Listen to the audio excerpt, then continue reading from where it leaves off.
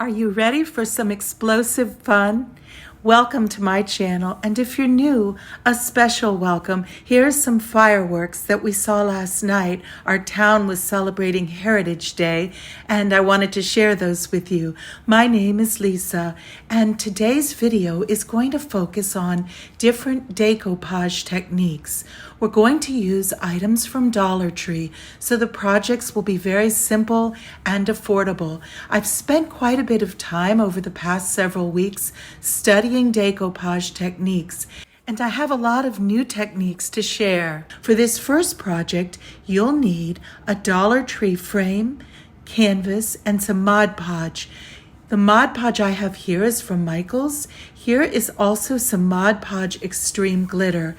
Dollar Tree does sell for $1.25 the small bottles of Mod Podge. You'll also need 2 of these black canvases. Now here's an example of how I used some of their frames in the past. Today, however, we're going to leave the frames unpainted. In this example, I'm taking the canvas off of the frame.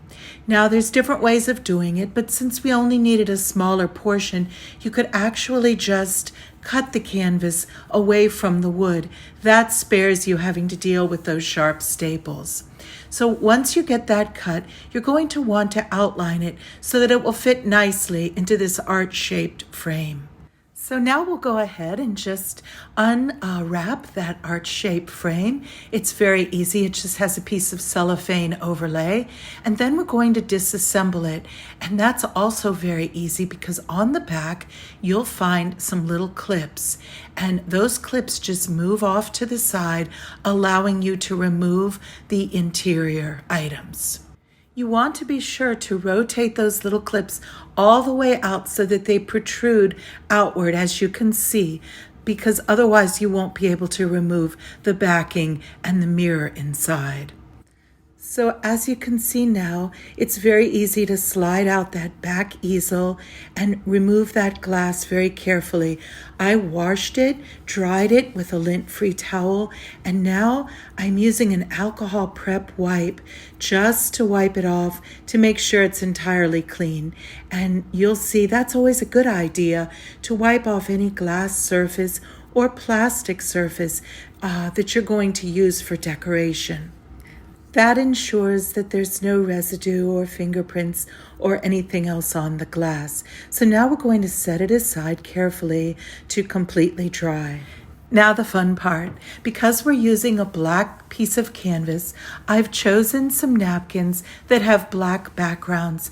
The goal is to have the image appear as though it's been painted on the canvas. So in order to do that, I'm choosing a napkin that has the same colored background as our canvas background, as well as I'm using a water pen to outline broadly our design. That will create a nice feathered or deckled edge to allow me to tear along that waterline. Water pens are easy to find, and the chamber just fills with tap water. You can see that creates a weakened portion of the napkin, allowing me to make that tear quite easily. If you don't have the water pen, you can also use a paintbrush dipped in water. So now that I'm completing the tear out, we're going to separate the plies because we only want the topmost layer of the design. Here I'm just deciding to tear away just slightly more. Now that we have the image nicely torn out, you can see how well it's going to blend against that black canvas. Before we separate the napkin plies and adhere it to the canvas, we're going to go ahead and more precisely cut that canvas so that it will fit back nicely into the frame. So I'm using as a template that back easel background, and I'm just outlining the back side using an ink pen. Then we'll go ahead and cut that out. So as you can see here, now I'm just cutting along that outline, and we should have a nice fit right back into our picture frame. We'll now just need to cut out those little notches. The next important step is to separate those plies of the napkin. In this case, it's actually a 3-ply napkin, and I'm using a little bit of Mod Podge on my index finger and my thumb to pull apart those plies. You can see how it's coming apart. The goal is to use only that very thin surface layer of the design. I actually made a mistake on this one, although it still worked out well, but I left behind that second ply, so it's just slightly thicker than it should have been. Fortunately, it still worked out. I thought I had removed both, but as you can see, there is still that other ply attached to the design. Anyway, just wanted to tell you that these mistakes do happen, and sometimes things still work out really well, and sometimes you just have to modify your technique. Anyway, what I'm doing now is adding some Mod Podge to the back of that napkin, and then we're going to attach it to the canvas. After you've applied the Mod Podge, just carefully lay it on top of the canvas, and then take a look and see where the edges are not tightly adhered. Those are the areas where you'll need to add some additional Mod Podge. So again, I'm just going to use my sponge brush to lift back that napkin and just add a little more Mod Podge and lay it back down carefully. At this point, you have to be very careful with the napkin. It can tear easily since it's thin and now moist from the Mod Podge. The next step is to lay a plastic bag on top of the image and use a tissue, a crumpled up Kleenex or napkin, just to rub outward on your design. That way you'll smooth out any wrinkles without risking tearing your design. Be sure to get all the edges of the design smoothed down as well, and then remove your plastic, and you should see a design that appears almost as though it's been printed on the canvas. Now I'm going to use some Mod Podge Extreme Glitter, and using that sponge brush, I'm going to apply a layer of that. I wanted to make this appear more sparkly. It reminds me of something you would display possibly around Christmas or the winter holidays. It has pine cones and the colors that just are evocative of that season.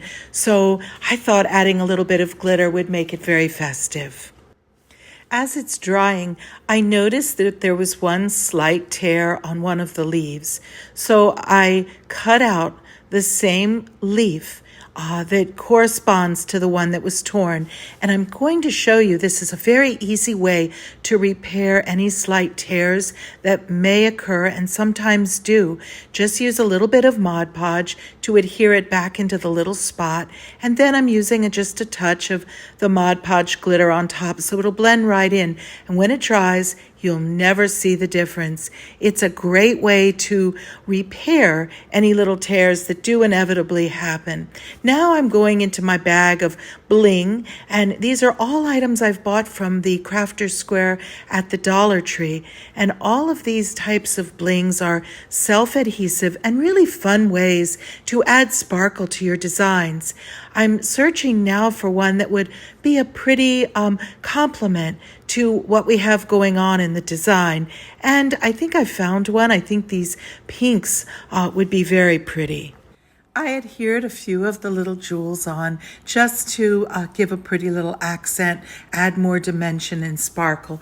And now I'm using my heat gun to dry thoroughly that surface. You can see the little pink gems are attached, and you can see that that Mod Podge glitter is drying. And as it dries, you can also see that the image is blending more perfectly into that black canvas background. After it's completely dry, you can go ahead and put it back into the frame. So we're going to go ahead and just insert our glass into the arched frame and then just put the canvas upside down against that glass. Then all we have to do is attach the black back easel background, and then we'll put down our little clips by rotating them back into position. Just be sure to rotate them in the direction in which they wish to go. You don't want to force it or break them. So they do have a direction that they will turn very easily into position, you can see. So now, flipping it over, we have a stunning result. I think this just turned out beautifully and would be such a lovely accent piece during the holidays especially. You could also make a pair of these, and the way you would do that would be to use your napkin in a different position so that they're not identical but rather complementary. I decided also as a further embellishment just to use a little bit of the gold rub and buff on the contours of the frame. So all of the areas that are raised, I'm using some pouncer brush, dry brush technique just to add a little bit of accent color. I'm showing you ways that you can personalize these and embellish them. These enhancements may or may not be your style, but I'm just giving you some ideas. The possibilities are honestly endless, depending on your frame, your color combinations, what napkin you choose, and if you decide, for example, to paint your frames or just highlight them as I'm doing. In any way, they will be opportunities for beautiful artwork for your home for just under $3 a piece.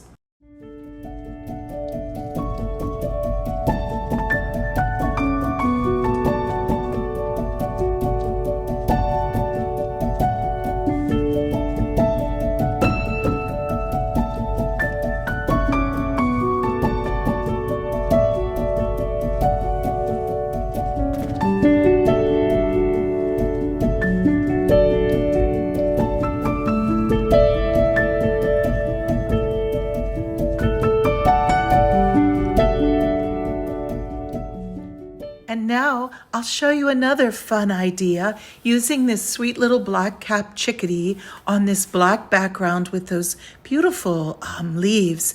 We'll go ahead and cut one square out of the napkin. We're going to use the same arched frame as well as the same black canvas, but we're going to create an entirely different look and use a few new techniques. So here again, I'm just using the water pen to broadly outline our design, and we will go ahead and make our tear to create that deckled edge. Again, that feathering will help it to blend quite beautifully into the black canvas background. So I'm just showing you here how I'm going around and using that weakened portion of the napkin just to bring out that design. And then we'll go ahead and separate the plies and do just as we did last time, using the Mod Podge against the canvas and adhering it. On this particular design, there's not too much to tear away because the design does go almost to the outer edges of the napkin, and I think it's going to fit very well against our black canvas. So here it is, and now let's go ahead and separate those plies. Once again, I'm just using a drop of Mod Podge between my index finger and thumb to get it started, and here it's very easy to separate those plies, and you could see how that top layer is quite thin and sheer. Now this time I decided, rather than putting the Mod Podge directly on the back of the napkin, we'll go ahead and apply the Mod Podge to the canvas. And I've done that, and now I'm just adhering the napkin right to that surface in position. And you can see the design just fills it beautifully, remembering too that part of that frame is going to overlap that outer edge. Here again, I'm just adding some Mod Podge to those areas that weren't completely adhered, and it's very easy just to pull it back and add the Mod Podge and then very carefully lay it down, gently patting it with my fingers. Now that it's adhered, I'm going to go ahead and overlay a plastic bag and use a crumpled napkin just to smooth it from the inside outward. almost like spokes. We're going from the inside of the design all the way to those outer edges to create a nice smooth surface, eliminate wrinkles or bubbles, and at the same time protect the napkin. And you can see how beautifully this turned out.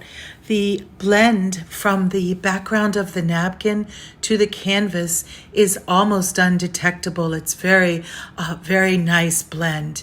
And now I'm using my heat gun just to make sure it's entirely dry, because I'm going to show you another nice technique.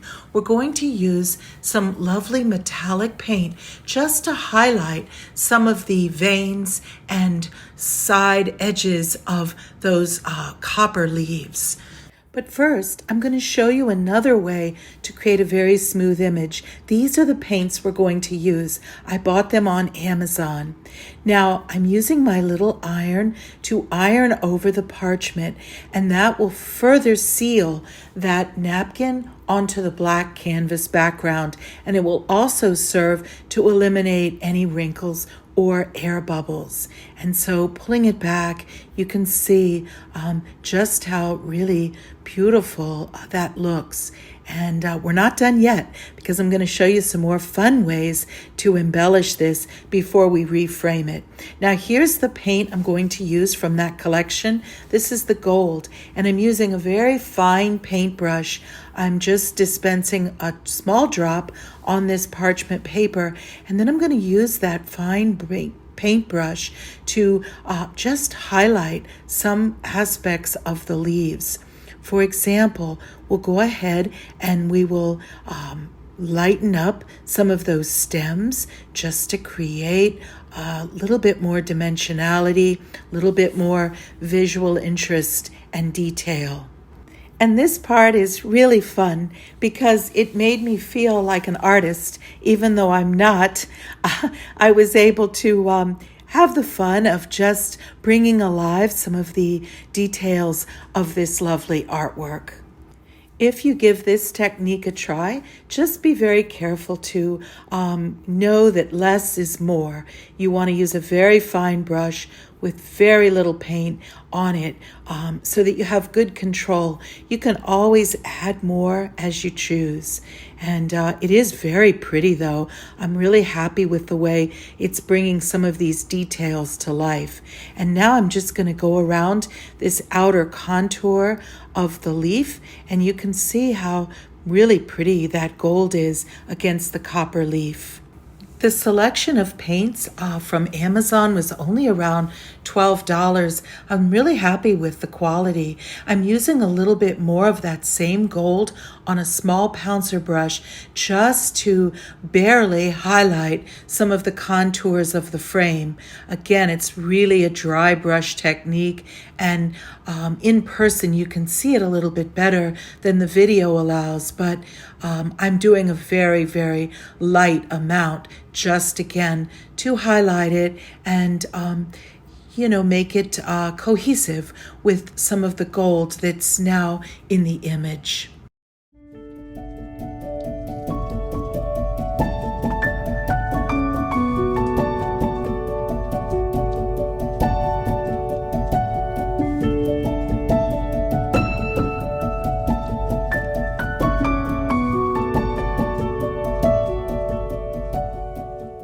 Would you please let me know in the comments below which of these two projects is your favorite? I would also love for you to consider subscribing if you haven't already. I do plan to publish several more videos this week. I have several patriotic projects as well as some more elaborate decoupage techniques to share with you. I think you're going to be amazed. Take care and God bless.